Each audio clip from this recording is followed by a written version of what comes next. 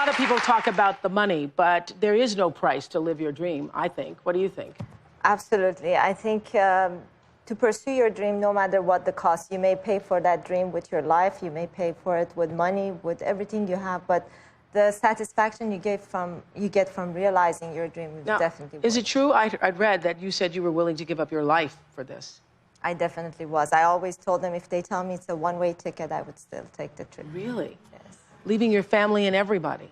They knew how important this was for me. It was very difficult for me to do it, knowing that I'm really putting a lot of pressure on them. But they just knew from the beginning, from whenever I was a child, that I wanted to do this, and they respected that, and they were very, very supportive. So from the time you first heard that, you know, man had gone to the moon, or?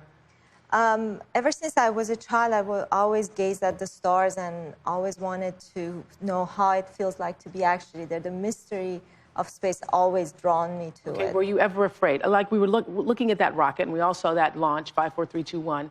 What did that feel like? I thought because you're strapped in. Yes, you're strapped in. Your knees are to your chest because it's a very tiny space you have.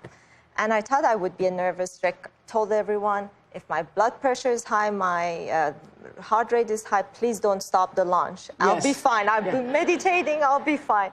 And I sat there, and I'm like, wow, I'm finally here. I'm going to be in space in a few minutes. I felt so calm and peaceful. I was surprised with myself. So in a few minutes, you were up and out there. I was there. How far do you have to go to see the Earth? It took me only about maybe 10 to 15 minutes to get to orbit. So when you're there, it's amazing. You think it's so difficult, such a long trip, but it only takes a few minutes, and then you're weightless. I couldn't see the Earth immediately because I was strapped in so tight in my seat. So I had to wait until we were actually orbiting for a couple of orbits, and we were safe, and then we were able to open up the belts. I heard you saw 32 sunsets every day. Yes. And sunrises. Yes. On the station, every 90 minutes, you make an orbit. So you see a sunset and sunrise. You go around the Earth every 90 minutes? Yes. Wow. And you get to... Wow. I want to do that. Astronauts and cosmonauts say, you know, we love watching the Earth go by. And, you know, it means something else on Earth. When you're on the station, it literally means sitting there for 90 minutes and just watching the Earth go by. And you go...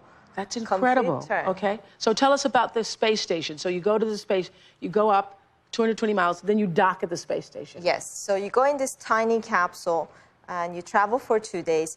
You dock to the station, which takes a long time because they need to make sure you're safely, tightly docked.